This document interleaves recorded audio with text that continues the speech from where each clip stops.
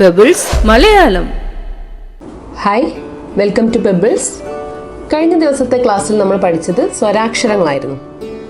15 സ്വരാക്ഷരങ്ങളായിരുന്നു. അത് മുഴുവൻ നമ്മൾ പഠിച്ചു കഴിഞ്ഞു. അടുത്തത് ഇനി വ്യഞ്ജനാക്ഷരങ്ങൾ. വ്യഞ്ജനാക്ഷരങ്ങൾ 36 എണ്ണമുണ്ട്. അപ്പോൾ നമുക്ക് വ്യഞ്ജനാക്ഷരങ്ങളിലേക്ക് പോകാം. വ്യഞ്ജനാക്ഷരങ്ങളിൽ ആദ്യത്തേത് ക. ക എങ്ങനെയാണ് എഴുതുന്നതെന്ന് നോക്കാം. ഇങ്ങനെ എഴുതിയിട്ട് ഇങ്ങനെ വന്ന് ക. ക ഒന്നും കൂടെ എഴുതി നോക്കാം. ഇങ്ങനെ പോയി ഇതിനോട് യോജിപ്പിച്ച് അവിടുന്ന് വീണ്ടും താഴോട്ട് വന്ന് കുറച്ച് മാത്രം പൊക്കി ഇതുപോലെ ഒരു വട്ടം കൂടെ എഴുതാം. ക. ക. ക എങ്ങനെയാണ് എഴുതുന്നതെന്ന് പഠിച്ചല്ലോ. ഇനി അടുത്തത് ക കഴിഞ്ഞാൽ ക, ഖ. ഖ എങ്ങനെയാണ് എഴുതുന്നത് നോക്കാം.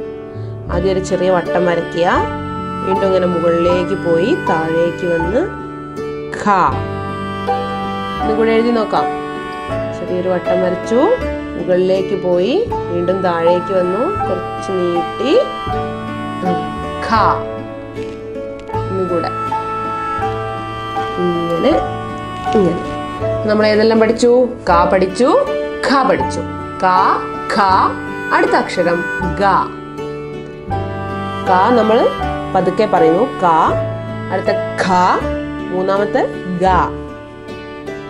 ഗ എഴുതുന്നത് ഇതുപോലെ ഇവിടെ വന്ന് ഇങ്ങനെ ഗ. എന്താ പറയണ്ടേ? ഗ. ഒരു വട്ടം കൂടി എഴുതി നോക്കാം അല്ലെ. മുകളിൽ നിന്ന് താഴേക്ക് വന്ന് വീണ്ടും മുകളിലേക്ക് പോയി വീണ്ടും താഴേക്ക് വന്നു ഗ. ക, ഖ, ഗ. അടുത്ത നാലാമത്തെ അക്ഷരം ഖ. ഖ എഴുതുന്നത് ഇങ്ങനെ എഴുതി മുകളിലേക്ക് പോയി വീണ്ടും താഴേക്ക് വന്ന് ഇങ്ങനെ. ഖ എഴുതുമ്പോൾ ശ്രദ്ധിക്കേണ്ടത് നമ്മൾ വരയുടെ മുകളിൽ നിന്നല്ല തുടങ്ങേണ്ടത്, പകുതിയിൽ നിന്നും തുടങ്ങണം. പകുതിയിൽ നിന്നും തുടങ്ങി മുകളിലേറ്റം പോയി അവിടെ നിന്നും വീണ്ടും താഴേക്ക് വന്ന് വരയിൽ തൊട്ട് ഇങ്ങനെ പോയി ഇങ്ങനെ ഖ. ഇങ്ങനെ എഴുതി മുകളിലേക്ക് പോയി വീണ്ടും താഴേക്ക് വന്നു വീണ്ടും ഇങ്ങനെ ക, ഖ, ഗ, ഘ. അടുത്ത അക്ഷരമാണ് ങ.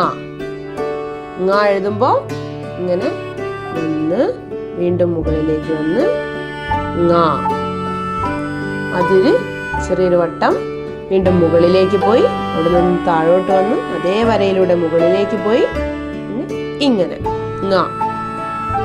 ഇങ്ങനെ ഇങ്ങനെ പോയി ങ. അപ്പൊ നമ്മൾ ഏതെല്ലാം പഠിച്ചു? ക പഠിച്ചു, ഖ പഠിച്ചു, ഗ പഠിച്ചു, ഖ പഠിച്ചു, ങ. ക, ഖ, ഗ, ഘ, ങ. എന്ന് എഴുതി നോക്കാം അല്ലെ. ആദ്യം തന്നെ ക. ക, ഖ, ഗ, ഘ, ങ. ക, ഖ, ഗ, ഘ, ങ. ഇന്നുകൂടെ പറഞ്ഞേ. ക, ഖ, ഗ, ഘ, ങ. ഇന്ന് നമ്മൾ ക, ഖ, ഗ, ഘ, ങ എന്ന് എഴുതാൻ പഠിച്ചു. നിങ്ങൾ എല്ലാവരും വീട്ടിലിരുന്ന് നന്നായിട്ട് പ്രാക്ടീസ് ചെയ്യാം. ഇനി നമുക്ക് അതിന്റെ ബാക്കി ഭാഗം അടുത്ത വീഡിയോയിൽ കാണാം. ഹായ് കൂട്ടുകാരെ, നമ്മൾ വ്യഞ്ജനാക്ഷരങ്ങളാണ് പഠിച്ചുകൊണ്ടിരിക്കുന്നത്.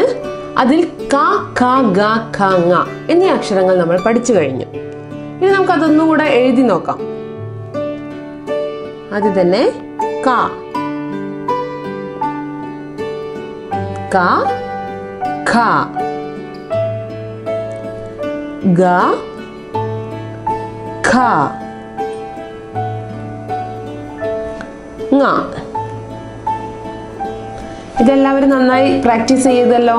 ഇനി നമുക്ക് അടുത്ത അക്ഷരങ്ങളായ ച, ഛ, ജ, ഛ, ഞ എന്നീ അക്ഷരങ്ങൾ പഠിക്കാം. അതിൽ ആദ്യത്തെ അക്ഷരം ച. ച എങ്ങനെയാണ് എഴുതുന്നതെന്ന് നോക്കാം. ഇങ്ങനെ എഴുതി ഇങ്ങനെ. ഓക്കെ, ഇങ്ങനെ വരച്ച് പുറകിലേക്ക് വന്ന് വീണ്ടും മുൻപിലേക്ക് നീട്ടി മുകളിലേക്ക് ച.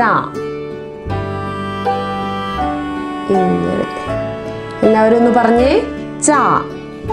ച കഴിഞ്ഞാൽ നമുക്ക് അടുത്ത അക്ഷരമായ ഛ. ഛ എഴുതാൻ വളരെ എളുപ്പമാണ്. അത് നമ്മൾ ഇതുവരെ ഇപ്പോൾ പഠിച്ച ഛ എഴുതുക. ഛ എഴുതി കഴിഞ്ഞ് മുകളിലെത്തുന്ന സമയത്ത് ഇങ്ങനെ ആക്കുക. ഛ എന്താ പറയണ്ടേ? ഛ. ഇങ്ങനെ ഛ എഴുതുക, മുകളിലേക്ക് ആക്കുക, ഉള്ളിലേക്ക്.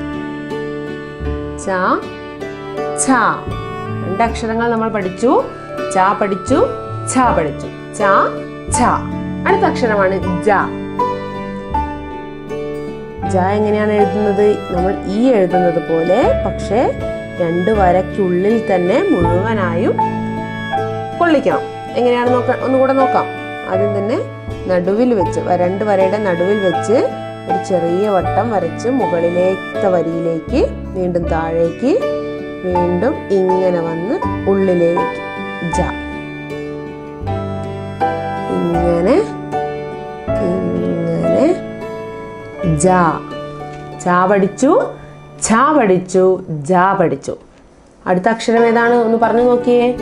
ച ഛ ജ ഛ. ഛ എന്ന അക്ഷരം നമ്മൾ എങ്ങനെ എഴുതുക? ആദ്യം തന്നെ ഇങ്ങനെ എഴുതുക, അതിനുശേഷം ഇങ്ങനെ ഛ. ഇങ്ങനെ